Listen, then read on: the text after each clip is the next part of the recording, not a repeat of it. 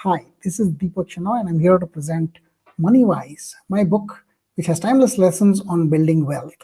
I run a company called Capital Mind. I founded it, and now we run about 600 crores invested in the equity and debt markets in India.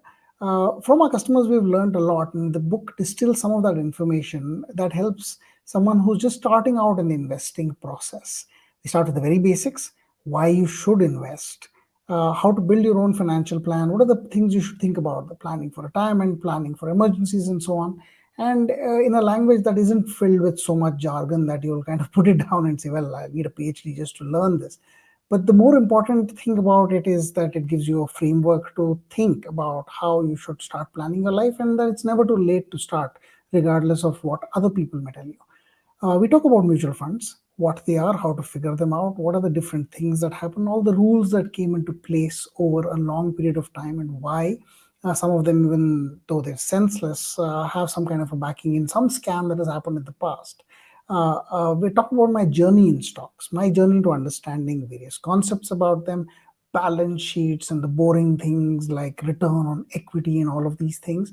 But the idea here is to help you discover who you are. If you're the kind of a person who likes that stuff, then that's where you should explore and find your niche and invest more in that.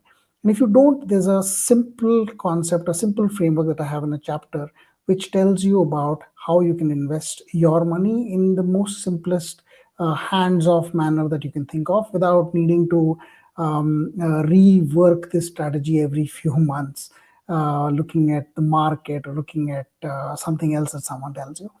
The last bit is a chapter called Suckered, where because I've told you what to do, I have to also talk about things that you shouldn't do. And things that you shouldn't do largely come from scams and people who've tried to sucker you. And they've done this to hundreds of people in the past. So the stories of how they try to sucker you, the stories of some of the scams, Nirav Modi, the NSCL commodity scam, in a language that hopefully is not so deep that you won't want to read the rest of it. I keep it entertaining, I keep it simple. That's what Capital Mind is known for. And that's what I've always experienced. I don't come from a background that is deep finance, but I hope the book is deep enough for it not to be shallow. I live in Bangalore, my family, and I welcome you to read this book.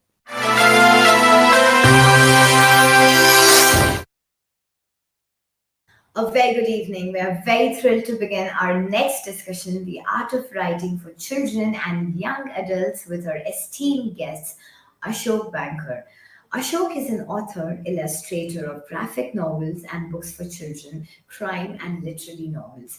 Ashok's picture book debut, I Am Brown, won multiple accolades and was translated into Norwegian and Dutch and sold out multiple printings. His forthcoming titles include the picture books Brown Girls Rule and Brown Boys Rule. Our next guest for the evening, Stefano Pelle. Stefano has spent most of his career in large corporations. His work took him to Asia towards the end of the last millennium. However, throughout his successful career in the corporate world, he's never abandoned his passion for reading and writing. His first book, Understanding Emerging Markets, was published in India, followed by When Not in Rome, Don't Do as Romans Do. Our next guest, Kevin Misal. Kevin Misal is a 21-year-old graduate who's written 4 novels till now, ranging from crime to mythology to horror. He's written his first book at the age of 14. He's also co-owner and co-founder of Kalamos Literary Services, which publishes and promotes fledgling writers to make a mark in the literary industry. This conversation will be led by Vibha Batra. Vibha is a Chennai based author, graphic novelist, advertising consultant, poet, translator, columnist, and speaker. She's published 19 books. Several of her short plays have been staged during Short and Sweet Theatre Festival South India. She conducts creative writing workshops for children and adults at the British Council.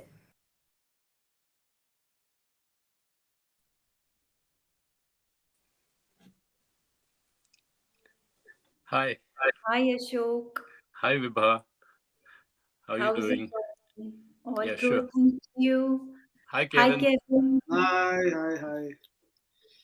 So this is Yes, this is going live on Facebook. I hope not. I think it is. I think it is Okay, live on Facebook. Yeah. Achha. because And the YouTube problem. also. Oh, good Lord. Okay, so if we say something which we shouldn't, we'll just Okay. act like the internet is kakus. Okay, deal. Okay. Yes, yes, I'll Vibha. bleep out your words, Kevin. You bleep out mine. And Vibha, you can Yeah, bleep out either. For, Okay. yeah. Yeah, for it's on Facebook going on. So I'll just Yeah. share it on my feed as well, so that Yeah. oh, Sure. okay, I'm just going to pretend I was taken by aliens and this is someone else. So, Okay. for those who are watching us, we Right. are discussing astronauts and the effect of zero gravity. So, okay, yeah, that was for Kevin. Okay, sorry, inside joke. Okay, so I'll start with Ashok because alphabetical order. Why do you write for children and young adults, Ashok? Well, they make me do it. I'm in this dungeon and I've been trapped here for years. I don't remember seeing the sun. I don't know when the last time was I saw the sun. And all these kids, they've caught me and they've imprisoned me down here. And they say, you've got to write and you've got to draw. And if you don't, I mean, you're never going to see the light of day. So I've been doing it. It's been a couple of years and I don't know if they'll ever let me out. No, but seriously. Okay. So sorry, sorry. And the Yeah. nation wants to know. Nation Okay. wants to write for children. Okay. Hi, nation. How nice to meet you, nation. I've always actually I started my career, when I was a kid, writing for other kids like myself. And as you can see, I haven't grown up much. I'm still the same. I'm That just, makes I two. was, yeah, sorry. That makes two of us. Oh yeah, I'm sure, I'm sure. Uh, but basically I think the charm of writing for kids, especially I'm right now in the US and I'm basically writing mostly for kids around the world, but obviously US is a primary market because here kids books and kids fiction and graphic novels are flourishing.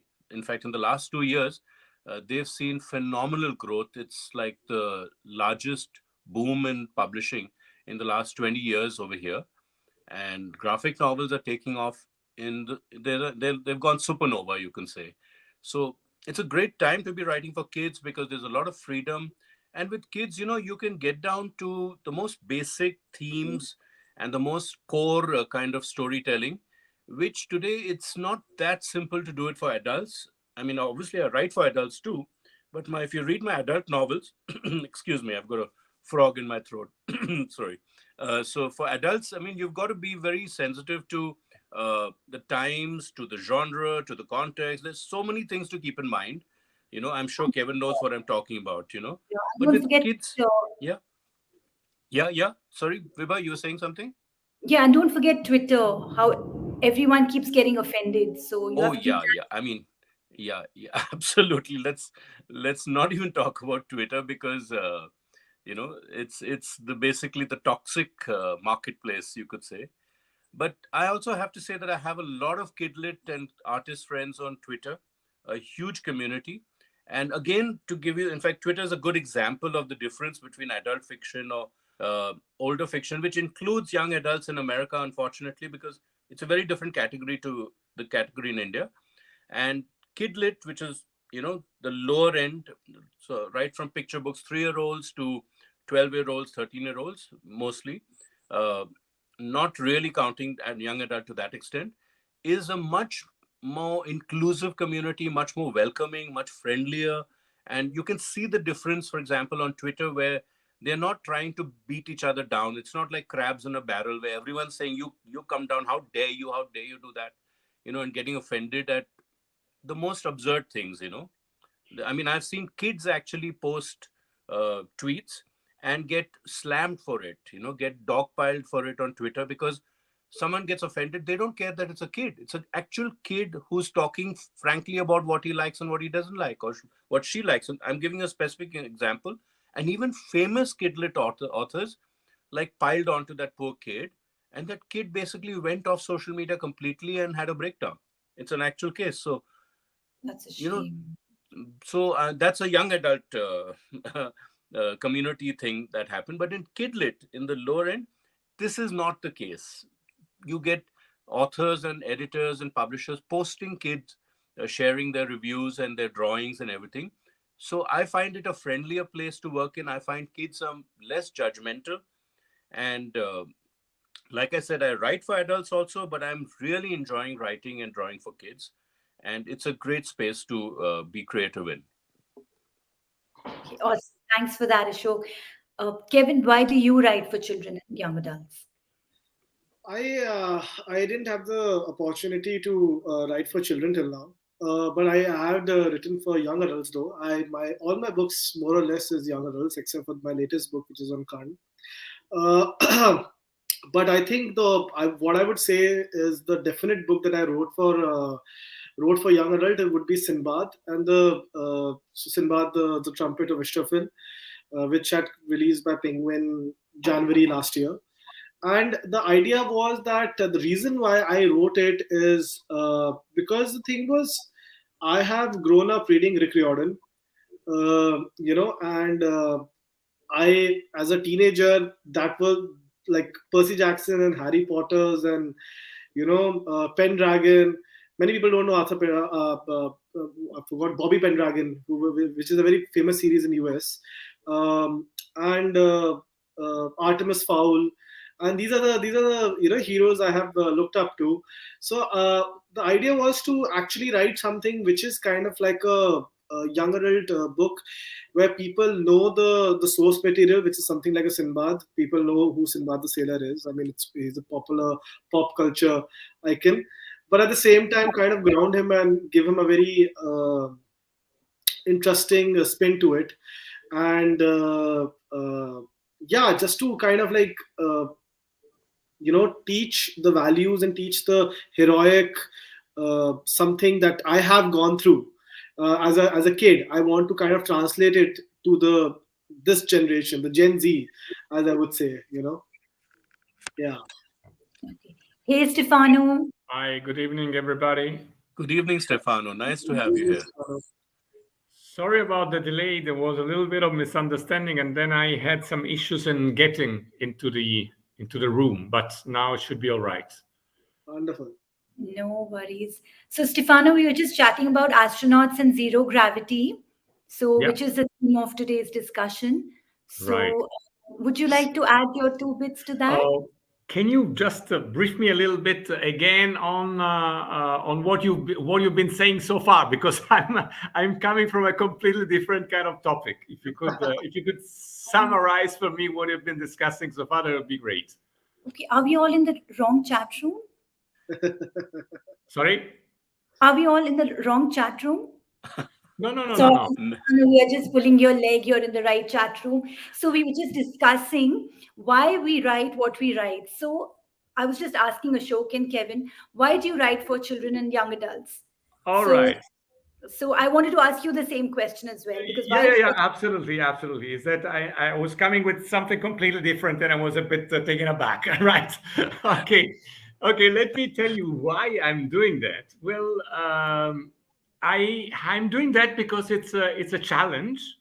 First of all, because my previous books were completely different. They had nothing to do with this, in the sense that I started writing business stuff initially. Then from the business, I went to something that was something between autobiography and business. Then I ventured into a novel but that was a common novel. And by the way, that's my only novel in Italian. And then I wanted to do something completely different. And I said, writing business is easy. Writing novel, it's a bit tougher. Writing novel for kids, it's even tougher. So let me try and understand how to do that. So there is one part of the fact that the other story is that I have relatively young kids, and the fact of writing for them was also more satisfactory, in the sense that I could see them. First of all, they would help me, and secondly, they would read whatever I was writing, and then I had an immediate feedback. So that was quite good. It was quite interesting. I love that. Okay, so I'm glad you mentioned feedback because that was going to be my next question. Can you share your most favoriteest feedback by a young reader? So we'll start with Kevin and then, okay, so Kevin. I think one of the most amazing feedbacks, and I still remember this. I was at so this came right after I had published my book Dharmavada Kalki Avtara Vishnu, which was kind of like a young adult book only. It was a coming of age fantasy mythology book on the Kalki Avatar, and I was at World Book Fair at my publisher's stall, and I was absolutely like trying to just sell the book, and the book had just come out. It was in the heydays of my writing career, just in the beginning only, and I was trying to, like, one book by book, I was telling them, this is the book I had written and blah blah blah, and but that was on a daily basis. And one day we had promoted that I'll be there at the signing session and whatever. So we promoted it around, and the day when the signing session came, a lot of people came to meet and to get the book signed and everything. And there was this very little girl, a small girl, who had come. I don't know. I think she was like 9, 10 years old, and she was holding my. And then that book was 6 into 9 size book, the big one, the royal edition, as I would say. And she was holding it on her, and she was just trying to make sense of it, and came to me, and she didn't talk to me. She didn't say I'm a big fan. I'm doing nothing. She didn't like the book. Nothing. She just came to me. She opened the page. She told me to sign the book. And the grandmother was there right behind her, and she, like, oh no, she traveled all the way to get her book signed. And I said, that's very sweet. And I said, Ki, I hope you enjoyed the book. And she just looked at me and she, like, sign kar do. That's the most. She doesn't want anything else. She doesn't want to talk to me. She doesn't want to have a conversation. So I just signed it for her. I took her name by her grandmother. She didn't even tell me her name, and she just signed, and then she left. And I think I felt that silence was the most impressive feedback that I can ever get. So yeah. Super. Okay. What about you, Ashok? Most Uh, favorite. I've yeah, I've actually been very fortunate because in a way, even my Ramayana series, which was published almost 20 years ago now, the first three books, Ram and Sita and Lakshmana, are around 15 years old. So technically, they're young adult books actually, and I do consider them young adult novels. So of course, I mean, I've got fantastic feedback from so many. I've heard from about 130,000 fans to date, because I reply to every single one, no matter how they contact me, whether it's email or social media or comments on a blog, my blog, I mean, my website or wherever. So I've been very fortunate, and there have been tons of young ones ranging from 9 years old onwards.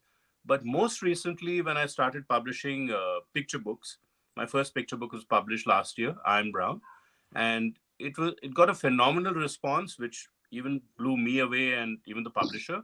It's the most featured book on the publisher's website, in fact, and one of the best-selling, most successful. So the I got this feedback on Instagram from a reader, and she loved the book, and she told me about how much it meant to her and how she identified with it and everything, and it had inspired her to be a writer and to write and draw and publish her own picture book. Okay, which she did in the subsequent year. She actually published her own picture book. Now let me tell you the girl's age. She was 5 years old. Wow. She's 7 now. So that, I Amazing. think, just has just blown me away. to know that I moved a 5-year-old girl. And that's just one example. I mean, there are literally thousands of examples, and I'm so fortunate because I'm Brown has been loved by educators, teachers. It's in every school library in America, and multiple copies. I mean, I'm talking about 10, 12 copies, 15 copies. And it's been bought and loved by parents and Indian origin as well as parents of all races. It's sold in Norwegian, in Dutch, and it's going to be translated into several other European languages too. So, but that one incident of that young 5-year-old girl, I mean, I can't even imagine, reading on her own at the age of 5 and then writing and drawing and publishing her first book. So that's incredible. Yeah. You mentioned the Ramayana series, Yeah. Ashok. I happened to read it around 20 years ago Okay. and I loved it, but I was so scandalized. I was like, oh God, Ramji, Sitaji, love, shove, oh my God. And then I read a couple of years later Wendy Doniger's book. So I was totally not scandalized after that. So, Yeah, there's nothing in it actually. It's, I think, yeah. yeah, For us, parents and gods are up there. They never have yeah, sex. I It's understand. parents, gods. Well, So, but there's actually no sex in the book at all. yeah, In it's fact, just there's now. nothing in the book. But I know I understand because I know what you're talking about. People have this impression that because when I did it, I mean nobody had done that in English at least, or even in languages. I mean there was no popular retelling of the epics at that age, and that was the biggest struggle I had because editors and publishers in India wouldn't even read the books because they assumed things. Yeah. I got angry letters from people who assumed a lot of things, but that wasn't the book at all. I mean, it's like the example that we have nowadays. If so many people want to cancel somebody or ban a book, it's happening all over America, in fact, without having read it. And they say, no, the point is we don't want to read it. But if you haven't read it, how do you know whether that's actually there in the book or not?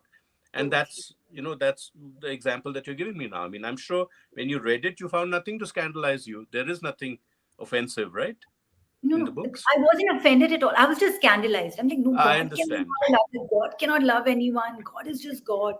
Yeah, So, I get it. I and get it. then, Yeah, yeah, I I was I young totally girl. understand. So, I yeah. totally understand and relate, and I totally appreciate that. Uh, so anyway, that was my experience. Yeah. Okay. And Stefano, what about you? Your most favorite is feedback by a young reader. Yeah, you see, the thing is that I'm not as lucky as they are because this is my first kids book, which is not really kids one. It's more a young adult one. Yes. So, and it is also just launched, so far my feedback have been from a very small sample, and the other feedback are for the previous book, but those are boring, meaning boring feedback in a sense that they don't come from kids. Okay, okay. But no one said don't write or stop writing or the best thing about your book is, the cover. No, I'm just speaking on behalf of I wish it doesn't happen. it's all good. Yeah. In fact, they did appreciate a lot the cover, even not even kids, but even adult. I mean, I remember that I had posted just a few weeks ago when we did the pre-sign, the sort of a sign, the first signing of this book, first and only, because then I left for Italy and then I wasn't able to follow up on that. And I had posted it on LinkedIn, and some of my network on LinkedIn said, "Wow, what a wonderful cover!" But yeah, for a time being, we'll limit the feedback to that. Or you could share the feedback for one of your adult novels. I mean, not adults in the 50 Shades of Grey sense, books for grown ups. No, well, I try to first of all write in a very simple way, in a very easy way to read. And the feedback is that the different feedbacks I had in the past was that the pages just keep turning. You don't really, you forget about the time, which is what happens to me when you get into the flow of reading. You forget about all the rest, and then you're focused on what you're reading. You get into a different world. So I had some comments in that direction. I was, of course, very, very, very happy to hear that. Absolutely. Nothing like great feedback and those 5 golden stars, right? So now my next question is, which is your least favorite feedback from a young adult reader or any reader? So we'll start with Ashok. Okay. Least Sure, my favorite. least favorite. My least favorite.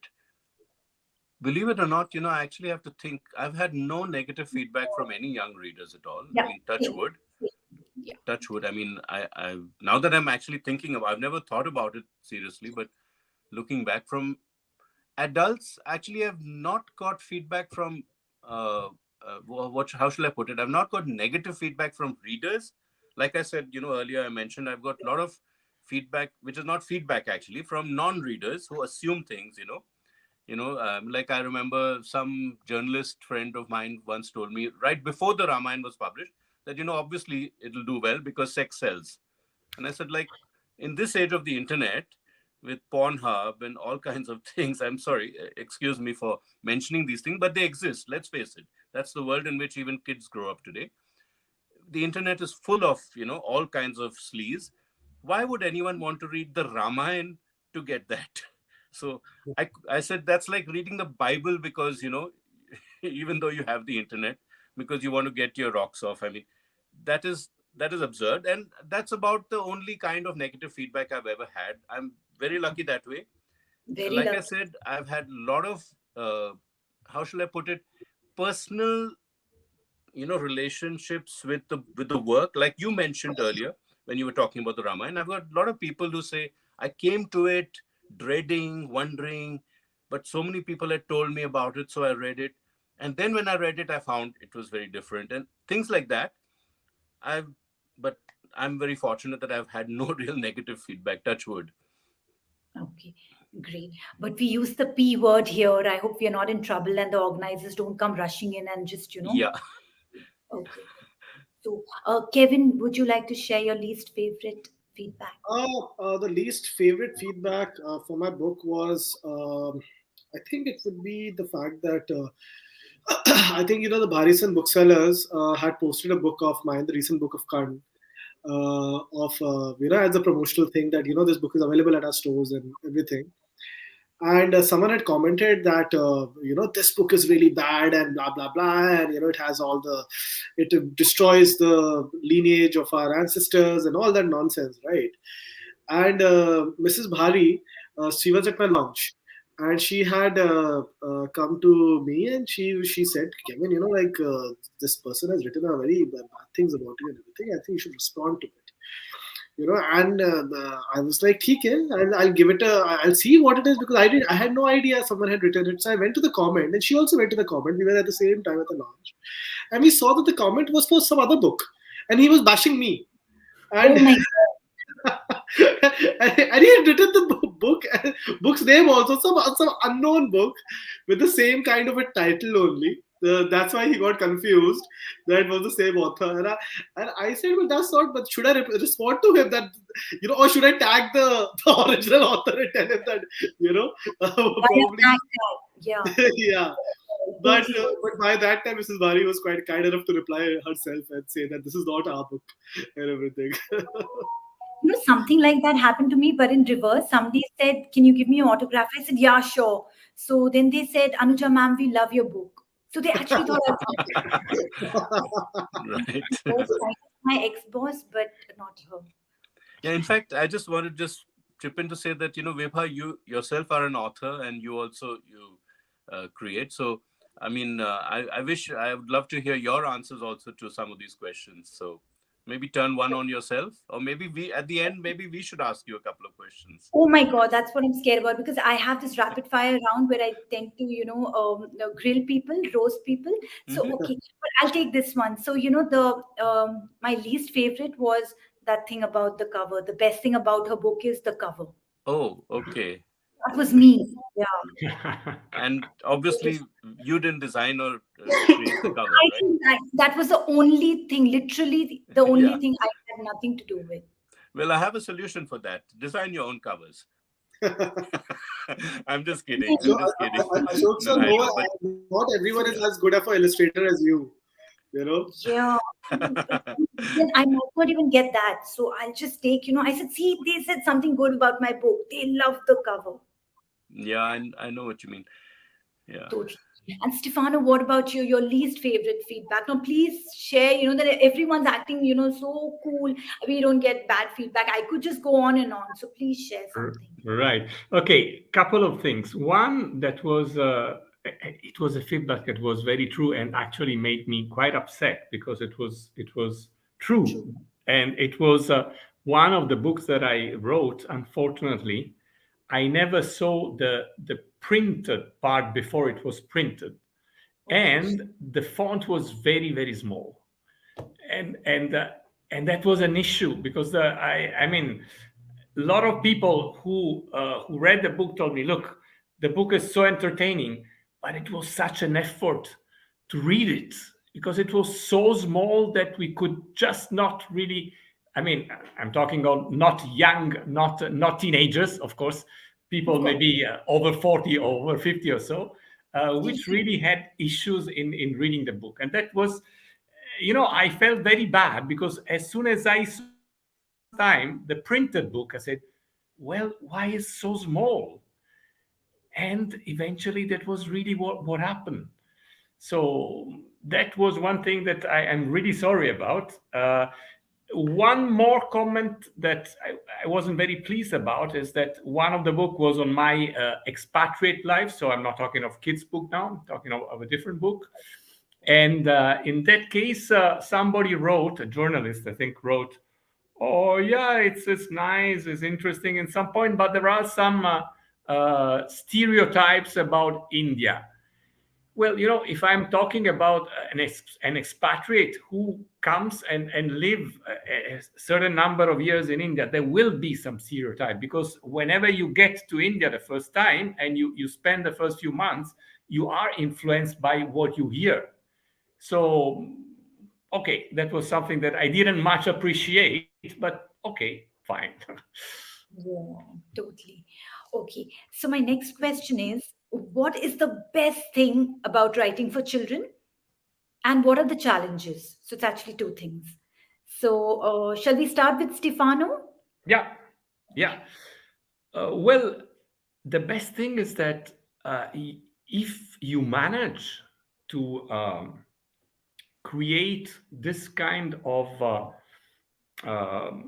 feeling for which they really read what you write and and it becomes part of them, then you can contribute to shaping up to some extent their personalities to make them I would say better individual if you manage to do that. So this is something that if I can contribute to have a better person, and of course at this age it is much easier to say to try and give some of your thought, to try and uh, have a little bit of some of your beliefs in them and get them to learn something from your experience maybe.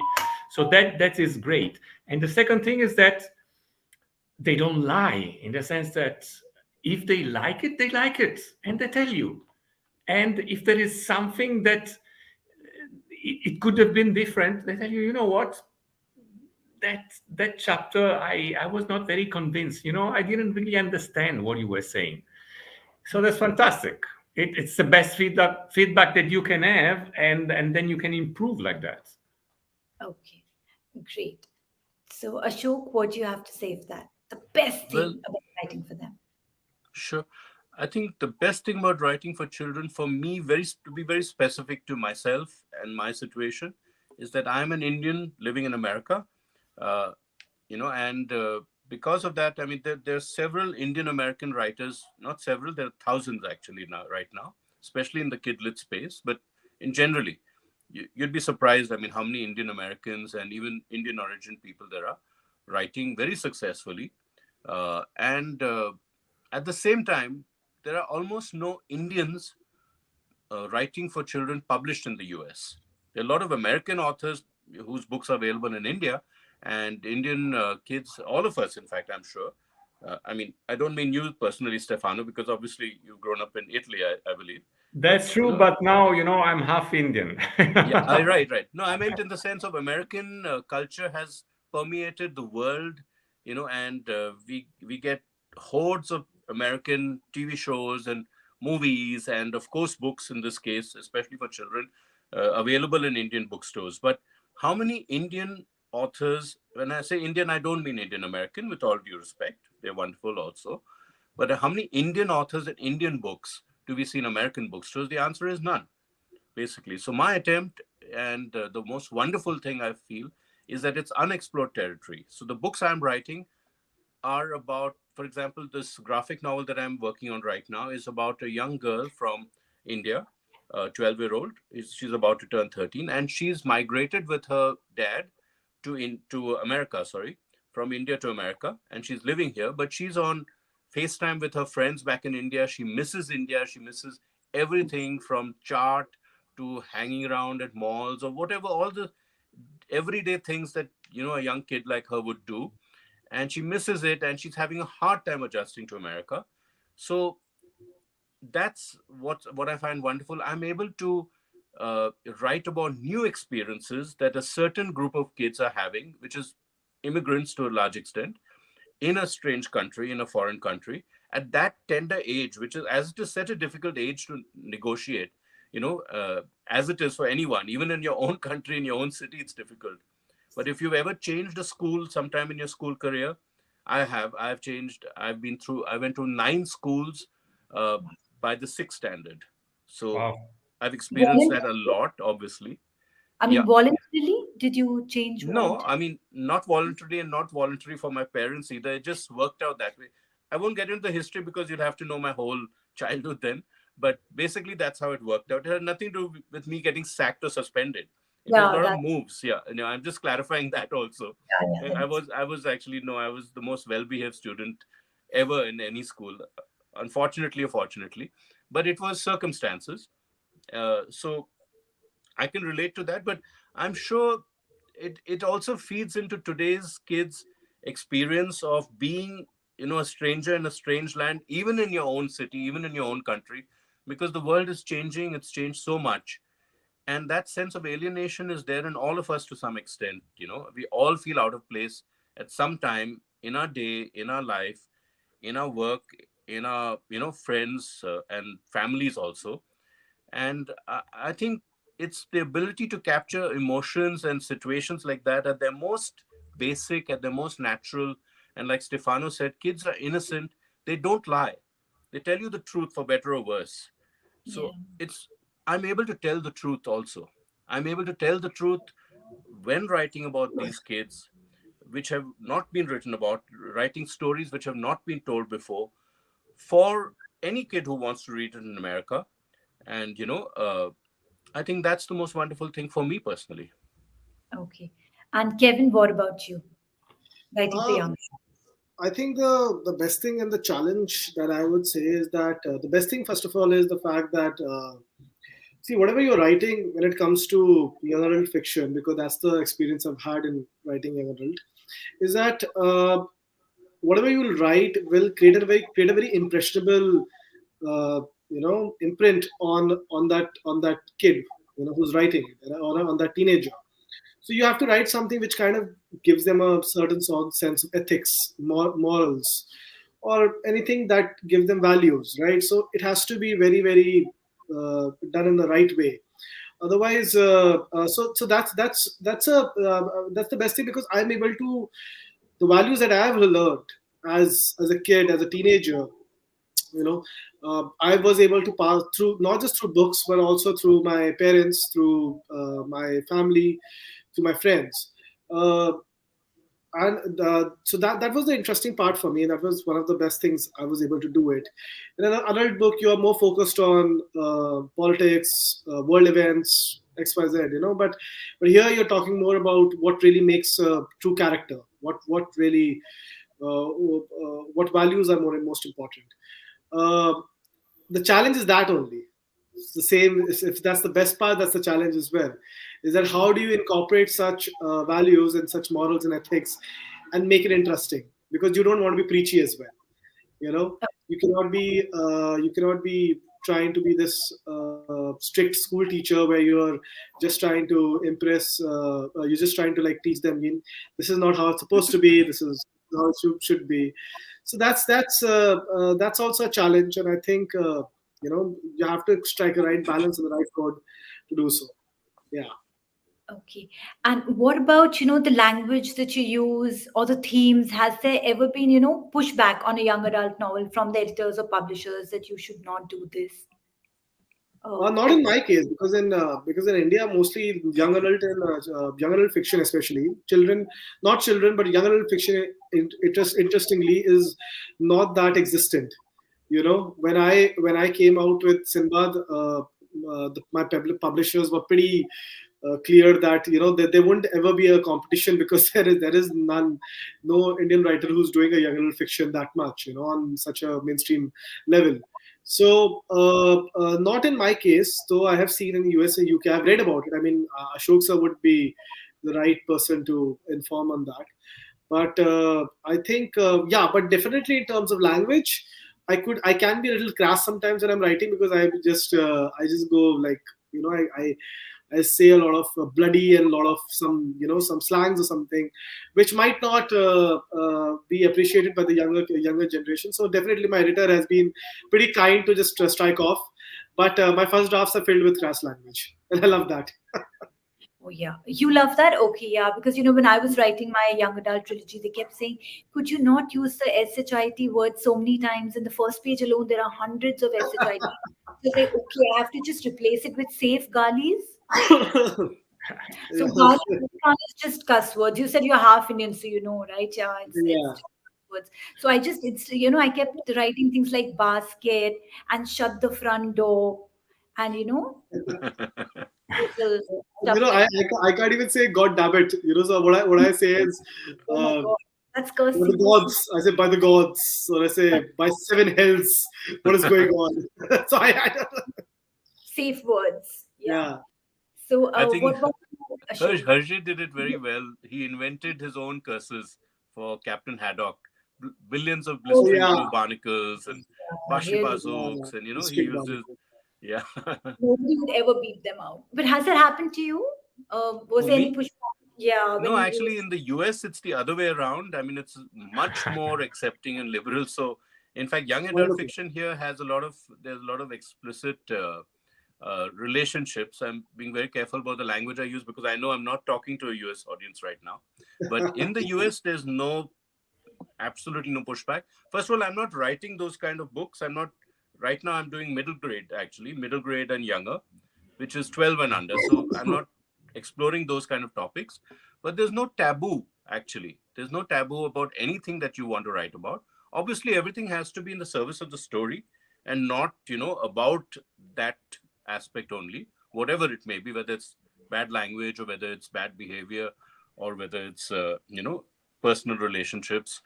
But in India, I've never really needed to go there because my interest has always been in the kind of stories that are driven through emotion and thrills and action to a large extent with the mythology. So I've never needed to really do that, and so I've never had any pushback for any of my books. And I'm talking about across 80 books so far, published so far. I don't think I've ever had any pushback on that because I simply don't write that kind of thing. I use a lot of language, and in kids' books, I've had one young adult novel published where I don't think there was any pushback at all from Shoyoni, who's the editor of that. She's at Penguin now. In fact, she loved the book, and it was very naturalistic, and she took it in that spirit. And yeah, that's it. I had no negative feedback even when it was published from that. So, do you want to give an example of that language you were talking about? Well, yeah, I mean, like you Just used, any, shit, for example. So there yeah, was, yeah, that right. I was writing about how a young woman or a young boy of that age, in their mid-teens to late teens would talk. And I mean, yeah, I captured it. At the same time, like I said, I didn't need to get that realistic in every line and every dialogue because the story was driven by a lot of suspense and thrills, and it was science fiction basically. So the what was happening was actually what they were talking about. There was not if it was everyday kids hanging around, like for example, two Delhi kids hanging around at the mall, then it would have been a very different conversation, and then there would have probably been a lot of red lines in the manuscript, in the editing. But since I haven't written those kind of scenes yet in any book, I haven't experienced that kind of pushback. Okay. Or the word, sail, sail, sail.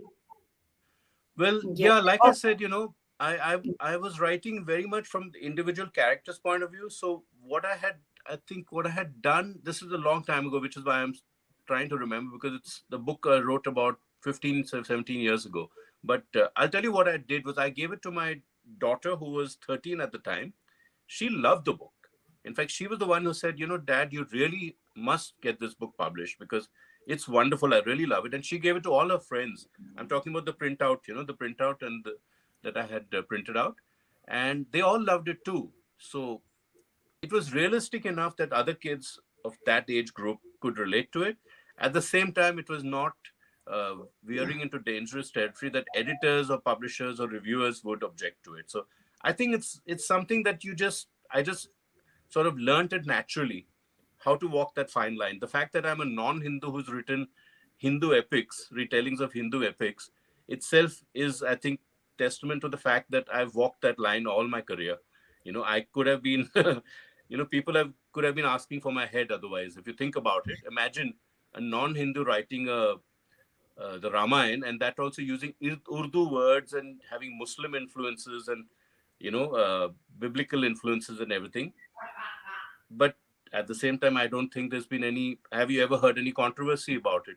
I don't think so. So it's just something that you learn, just like you learn sentence construction and para construction. So it's something that we acquire. I'm sure. I mean, Stefano's just written his first book, but I'm sure we learn from our own experiences and from what has worked and what has not worked.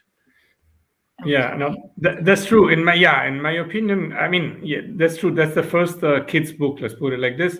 But I'm always very careful the way you write. I must say, in the sense that um, I understand what Ashok was saying. Teenagers talk in a certain way, though I would personally I wouldn't be able to do that in the sense that I don't know, I would feel weird to use that same language, so even for other books which are not kids book, I still am very, very careful in the way I write. It's just I don't know, it's just part of me.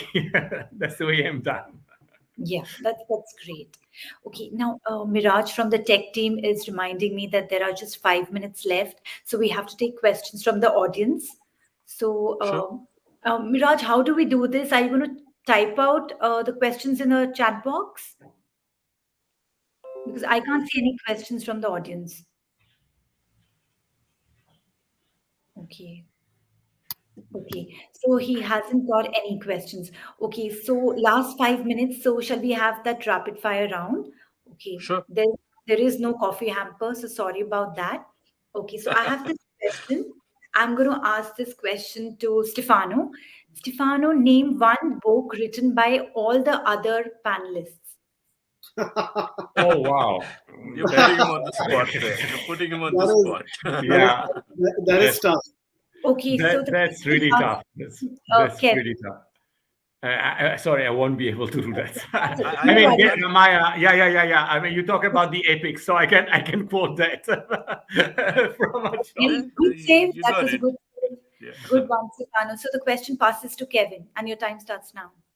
Adventures of Lucky Singh, I guess. Stefano, it's yours, Right. right? And I think Ashok sir's. There's so many books though, but the one that I have obviously read and I have also applauded for the fact is obviously the Ramayana, the first book. But I can't remember. It was the no, I can't remember the exact name of the title of the book. The book one. Are you Prince of here? Ayodhya. Huh? Prince of Ayodhya. Prince of Ayodhya. Yes, it was Yeah. such a simple title. I can't remember it. It's okay. So It was yeah, 20 years yeah. ago. But the Krishna Coriolanus, of course, Yeah. and of course, Just what one. else? So, Okay, Kevin, I'm feeling kind of left out. Do you want Yeah. to mention any of my books? you're not one of the panelists. You're the moderator, so I'm saved. I'm on the panel. I'm Googling. Okay, I'm good technique. Googling. Okay. And do you want to give the question a go? Who? Sorry, Ashok? name? Uh, Sorry.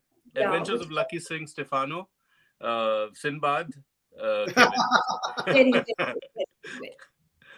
And Vibha, I was about to Google, but maybe you can tell me. Actually, we should all end at least at Are some you point all talk about our Googling? new books.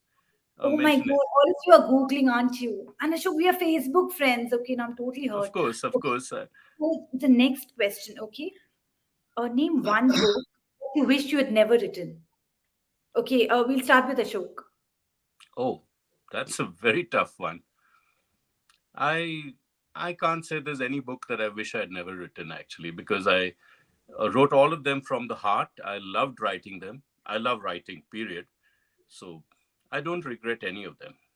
Okay, Kevin, you any book that Same. you I think no writer would, I think, ever regret a book that they have written. I guess, right? good answer, Yeah, Stefano? I would agree in the sense that I mean, from my side, there's a lot of effort that goes behind the book, and so to say, okay, no, I wish I had not written it. No, no, I could tell you that maybe at times it has happened, during my corporate career that I wrote some articles, and then after that I was a bit, I said, well, maybe I should have not been so straightforward, but not for a book. Not for a book. Okay, great. And now, who's your favorite editor slash publisher? We'll start with Kevin. You You are have putting us. to say all of You're them. putting us on spot. I have so many publishers. I But can't. that's what I'm asking that, yeah. Uh, okay, so my favorite editor is the editor I think personally I have always loved Arpita from Penguin. I think she has done fabulous work in terms of bringing, not just in terms of editorial work, but in terms of just doing it from A to Z. You know, from the cover to the black blurb, blurb, and because the reason why, because she done everything. I didn't have to do anything. You know, so she literally. So I think she was very nice about it, and I think in terms of publisher, I think I would say my current publishers, which are Simon and Schuster, I think they're fabulous and they are risk takers and they are absolute gem of people, who have really worked really hard with the books that I'm coming out with. So yeah.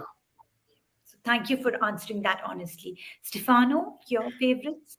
Well, in terms of publisher, I've worked very, very well with Readomania, I must say. Though it was the first experience with them. Can you still hear me? Because I Yes, think I've lost the video.